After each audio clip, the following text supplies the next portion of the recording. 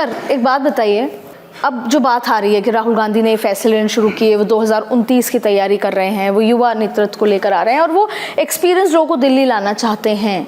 इस कड़ी में जैसे अभी SIR की बात हुई, राहुल गांधी कुछ शुरू करते हैं फिर तो छोड़ देते हैं।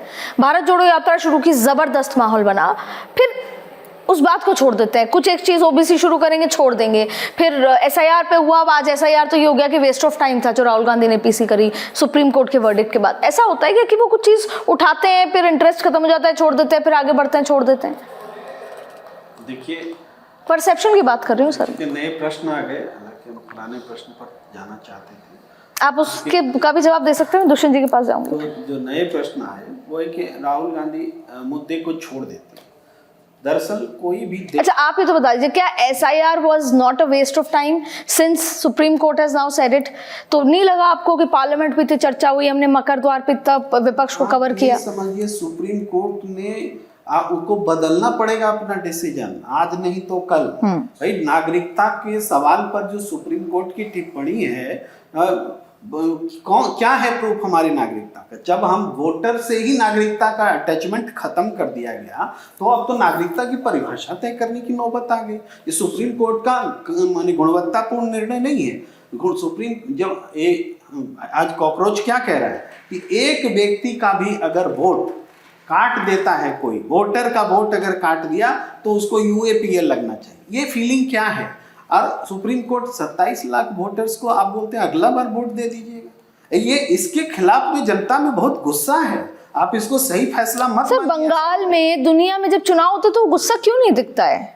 उसके भी तरीके हैं। आप चुनाव के बाद देखते हैं जो SIR करा रहा था वो भी सरकार में शामिल है, और जो पूरा चुनाव को कंडक्ट कराया चुनाव आयोग की तरफ से वो भी सरकार का गृह सचिव बना हुआ है। तो उन्होंने तो जीत गोदी में लेकर के दे दिया।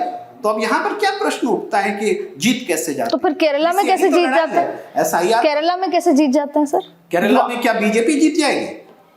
आप कहिए, BJP जीत? सर, अब जब ऐसे ही जीतना है तो केरला में भी जीत जाएगी सर। में BJP जीत जाएगी सर। ऐसी जगह पर जहां पर वो सर, बंगाल में भी नहीं सोचा गया था सर कि BJP जीते। बोलने दीजिए, जहां पर नैरेटिव बिल्डअप कर दिया जाता है कि महिलाओं ने ममता का साथ छोड़ दिया, हिंदुओं ने वोट कर दिया, इस तरह के नैरेटिव जहां वो बिल्डअप कर पाते हैं वहां पर वो उनकी बेईमानी चल जाती है। ये नैरेटिव केरल में जिस दिन बिल्डअप करने लग जाएंगे वहां भी वो जीत जाएंगे।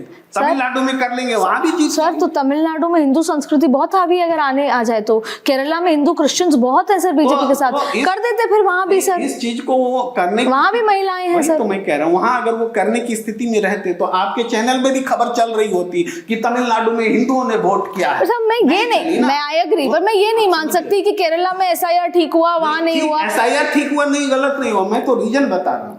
SIR के बारे में सुप्रीम कोर्ट का जो फैसला है, इस फैसले से मैं सहमत नहीं हो सकता, देश सहमत नहीं है। मानना अलग बात है, सुप्रीम कोर्ट का फैसला है तो देश मानेगा। पर अगला जो भी चुनाव होगा प्रेम कुमार जी उत्तर प्रदेश में, फिर अगर BJP जीतती है तो फिर आप कहेंगे गुस्सा कहाँ चला जाएगा लोगों का?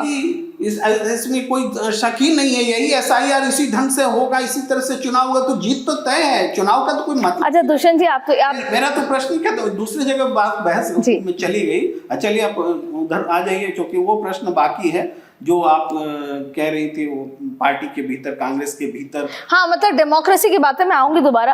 अच्छा दुष्यंत जी, आप तो ये बताइए, ये जो फैसला हुआ अभी DK शिव कुमार का, 2.5 साल का प्रॉमिस हुआ, ये हुआ, अब तो युवा नेतृत्व होगा, कौन कौन खुश है इससे सर?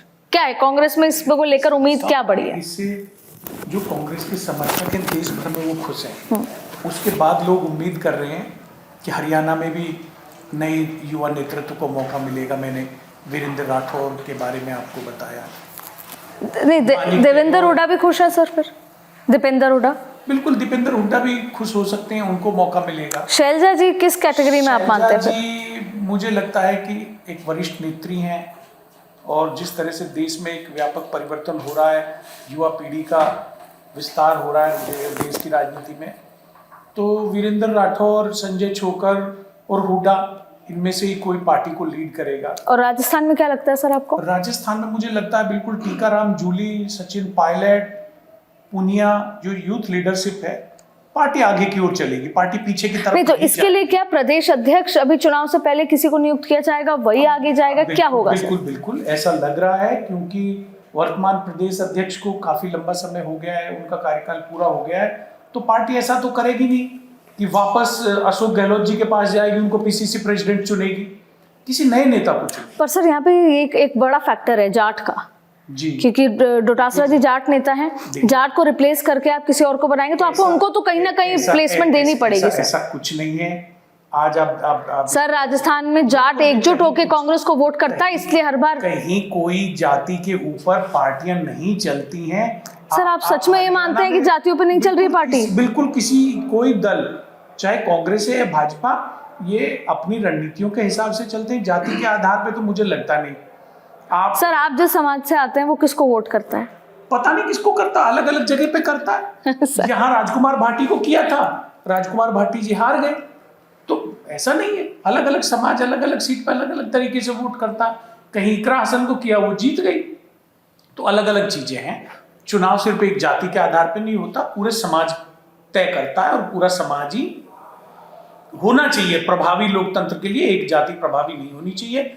हरियाणा में हुड्डा साहब एक बड़ी कम्युनिटी से बिलोंग करते हैं और पूरा उनको समर्थन था, लेकिन नहीं जीत पाए चुनाव, तो ऐसा कहीं कोई उदाहरण नहीं है।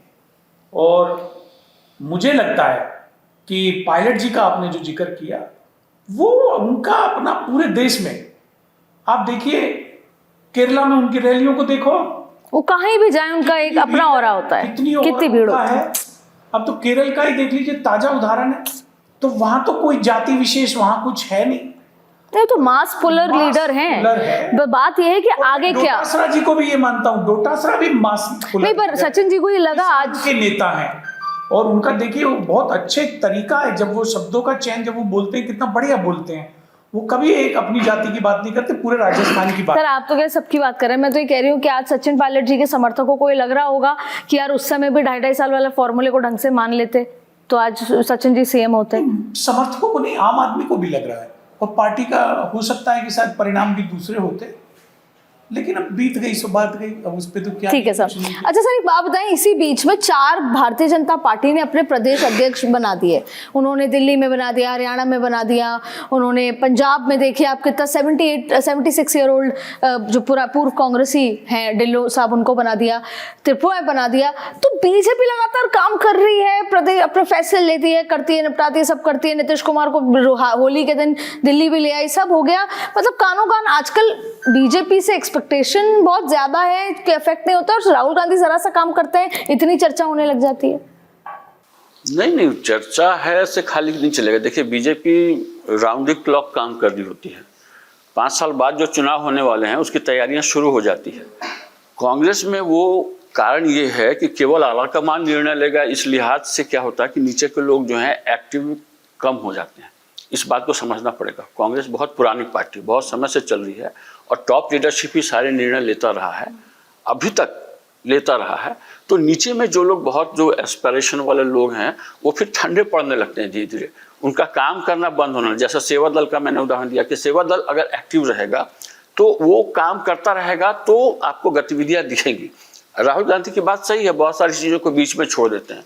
कंटिन्यूटी के लिए जो काम करने की ज़रूरत है, लगातार हर एक आपका जो विंग है पार्टी का, वो सब काम करता रहे, सबके साथ रिपोर्टिंग प्रॉपर होते रहे, लोग ऑफिस आया करें, बैठा करें। और नए दृष्टि से अभी कांग्रेस को भी एक पुनर्गठन की ज़रूरत है पूरे देश में। कांग्रेस को पुनर्गठन की क्यों जरूरत है? मल्लिकार्जुन खड़गे जी की जगह कोई युवा नेता होना चाहिए, या राहुल जी के साथ बात नहीं बनेगी, कोई सीनियर ही व्यक्ति होगा? नहीं, बिल्कुल आना चाहिए। युवा 3 साल हो गए मल्लिकार्जुन खड़गे जी का तो कार्यकाल ही लगभग समाप्त हो गया। तो क्या उम्मीद करते हैं, क्या होना चाहिए? क्या डिमांड है सर कांग्रेस की, कांग्रेस के कार्यकर्ताओं की? क्या चाहते हैं आप? रिपोर्टिंग करते हैं फील्ड में, क्या लगता है आपको? नहीं, अभी तो सबसे पहले कांग्रेस को चाहिए कि जो राहुल गांधी के जो सलाहकार मंडली है ना, उसमें कुछ ऐसे लोग आए जो भविष्य को देख करके कांग्रेस की नीतियां तय करें और पार्टी के पुनर्गठन के लिए काम करें। पार्टी के पुनर्गठन के लिए कौन लोग उचित हो सकते हैं, उनको सामने लेकर आए। ठीक है ना? अभी सबसे बड़ी मुश्किल क्या है कि हम लोग जो हमारे समर्थक हैं, हमारे कार्यकर्ता हैं, उनसे हम कोई रिपोर्ट ही नहीं लेते हैं। हर जगह 2-4 लोग महत्वपूर्ण हैं। सर 2014 से लेकर आज तक जिस भी चुनाव हारे हैं उसकी कोई भी फीडबैक रिपोर्ट या समीक्षा बैठक ही नहीं हुई है सो कॉल्ड। और अगर दिग्विजय सिंह ने खड़े होकर बोला है तो दिग्विजय सिंह को राहुल गांधी ने दूसरे दिन सुना दिया है। नहीं अदिति, सर ऐसा नहीं है। 2000 सर मैं इसी पे आऊंगी आपके पास, आप खत्म करें। यही मैंने कहा कि हर स्तर पे जो एक्टिविटीज होनी चाहिए ना, जैसे कहीं अगर चुनाव में हार हुई है तो वहाँ के लोकल यूनिट से ग्रुप बना करके उनसे रिपोर्ट हमें लेनी ही चाहिए।